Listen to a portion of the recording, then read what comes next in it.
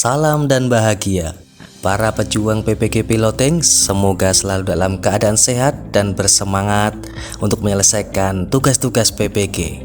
Baik, Bapak Ibu yang berbahagia, di sini saya akan berbagi terkait dengan pembuatan aksi nyata pada topik Understanding by Design.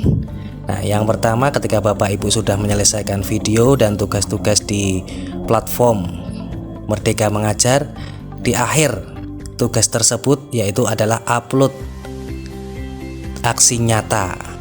Nah, di sini kita garis bawahi bahwa di dalam prinsip UBD itu ada 3, yaitu yang pertama menentukan tujuan pembelajaran, yang kedua melaksanakan asesmen, dan yang ketiga adalah merancang kegiatan pembelajaran. Nah, untuk melaksanakan upload aksi nyata, tentu kita terlebih dahulu membuat aksi nyata. Bagaimana caranya? Kita buat PowerPoint terlebih dahulu, Bapak Ibu. Di sini saya contohkan menggunakan aplikasi Canva. Langsung saja kita buka aplikasi Canva. Setelah terbuka pada laman seperti ini, kita klik presentasi buat baru. Nah,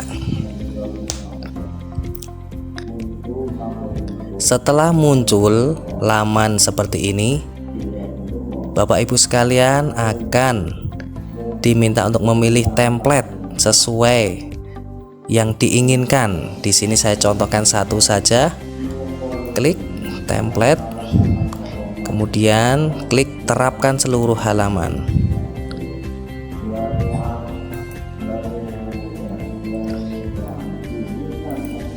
Nah, setelah mengganti semua halaman sesuai template, di sini Bapak Ibu tinggal edit, yaitu tadi terkait dengan judul, aksi nyata, penerapan prinsip UBD pada pembelajaran apa yang akan Bapak Ibu terapkan, misalnya matematika, pendidikan Pancasila, atau bahasa Indonesia, dan lain-lain. Setelah Bapak Ibu mengedit PowerPoint pada template Canva, nah di sini saya akan mengupas sedikit terkait dengan bagaimana kita membuat aksi nyata pada topik Understanding by Design.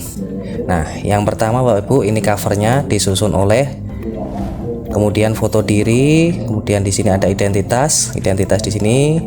Nah, silahkan dilengkapi, diedit, dan di sini kita judul. Ini hanya contoh ya Bapak Ibu, hanya contoh. Selanjutnya pada slide selanjutnya yaitu kita ide apa yang Bapak Ibu dapatkan setelah mempelajari modul ini, modul UBD ini. Yang pertama, saya dapat merancang tujuan pembelajaran.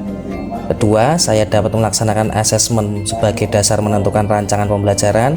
Yang ketiga, saya dapat merancang kegiatan pembelajaran berdasarkan asesmen. Nah, kemudian ini prinsip penting Bapak Ibu. Jadi pembelajaran prinsip UBD ini dipelopori oleh Grant Wiggins dan Jay pada tahun 2005. Nah, apa langkahnya? Ada 3. Yang pertama menentukan tujuan, menentukan asesmen, dan merancang kegiatan. Tentu dalam menyusun tujuan pembelajaran kita sesuaikan dengan CP yang terbaru. Kemudian saat melaksanakan asesmen di sini bisa menggunakan asesmen diagnostik ataupun asesmen yang lainnya, asesmen formatif. Kemudian setelah itu kita mendapatkan hasil asesmen.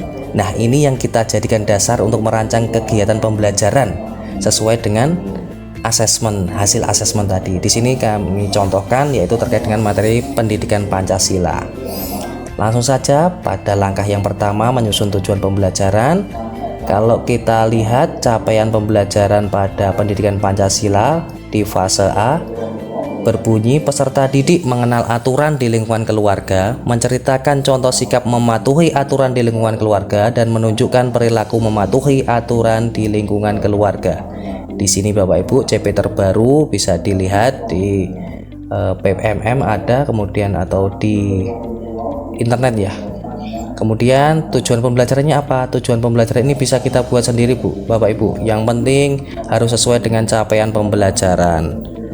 Setelah menyusun tujuan pembelajaran, langkah selanjutnya yaitu pada menentukan asesmen. asesmen di sini yang saya gunakan yaitu asesmen diagnostik. Apa itu asesmen diagnostik? Penilaian yang dilakukan secara khusus untuk mengidentifikasi keterampilan, kekuatan, dan kelemahan murid sebelum dimulainya kegiatan belajar mengajar. Kata kuncinya apa Bapak Ibu? Sebelum dimulainya kegiatan belajar mengajar. Jadi di sini yang saya gunakan asesmen diagnostik pada kognitif dan ada juga non kognitif. Tapi di sini yang saya gunakan baru asesmen diagnostik kognitif. Yang pertama apa yang kita lakukan? Peserta didik menuliskan contoh aturan yang terdapat di keluarganya masing-masing pada lembar kertas.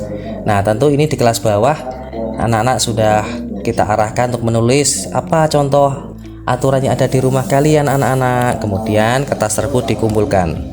Nah, satu saja contoh aturannya. Setelah menentukan asesmen lanjut yaitu merancang kegiatan pembelajaran. Di sini terbagi menjadi 3. Yang pertama pendahuluan. Untuk kelas bawah sangat seru untuk diajak ice breaking, tepuk-tepuk dan nyanyi-nyanyi. Nah, kita awali dengan ice breaking, kemudian menyanyikan lagu Ayo Taat Aturan, dan juga kita sebagai guru menyampaikan tujuan pembelajaran yang akan kita capai pada pembelajaran kali ini. Kemudian kegiatan inti, aktivitas ada diskusi, peserta didik mengamati gambar tentang aturan di rumah, kemudian peserta didik menuliskan aturan sesuai yang ada di gambar, kemudian peserta didik membacakan contoh aturan hasil diskusi di kelompoknya, kemudian saling menanggapi, saling bertanya, dan ada juga aktivitas menulis, peserta didik menuliskan 3 contoh aturan di rumah. Kemudian setelah itu pembelajaran penutup, kegiatan penutup.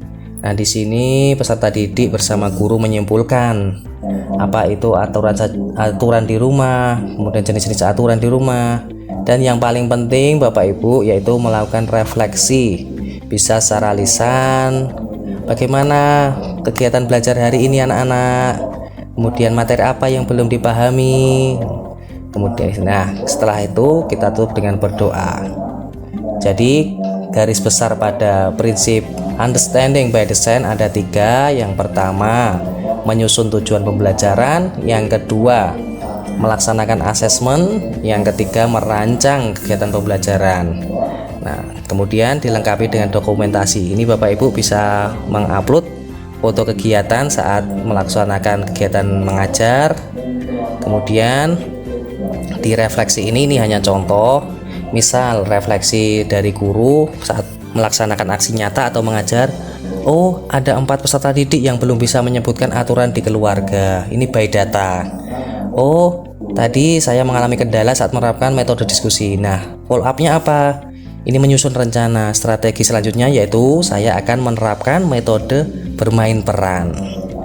Nah, setelah refleksi, penting Bapak Ibu untuk melakukan umpan balik teman sejawat. Di sini kita minta tolong kepada rekan kita di sekolah untuk menuliskan masukan ataupun saran apa yang telah kita laksanakan di aksi nyata pada prinsip UBD.